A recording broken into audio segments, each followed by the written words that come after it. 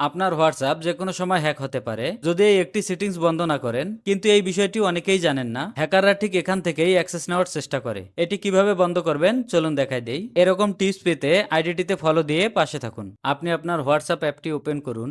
Open করার পরে উপরে থ্রি ডট আইকনে একটা ক্লিক করে দিন। ক্লিক করে দিলে একটি ছোট পপ আপ আসবে। এখান থেকে সেটিংস আইকনে একটা ক্লিক করে দিন। সেটিংস আইকনে ক্লিক করে দিলে নতুন একটি পপ আপ ওপেন হবে।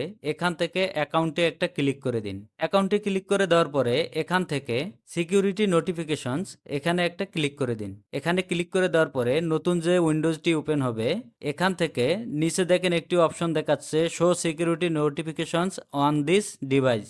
এটা যদি আপনাদের অফ থাকে এটা অন করে দিন। এটা অন করে দিলে অন্য কোনো ডিভাইস থেকে আপনার হোয়াটসঅ্যাপটি লগ ইন করলে অটোমেটিক আপনার কাছে নোটিফিকেশন চলে আসবে। এমনকি অন্য কোনো ডিভাইসে লিঙ্ক আপ করতে গেলেও আপনার কাছে নোটিফিকেশন আসবে। তাই হ্যাকিং থেকে বাঁচতে এখনই এই সেটিংসটি অন করে দিন। ভিডিওটি শেয়ার করে দিন যেন এখান থেকে আপনার ফ্রেন্ড সার্কেলও উপকৃত হতে পারে।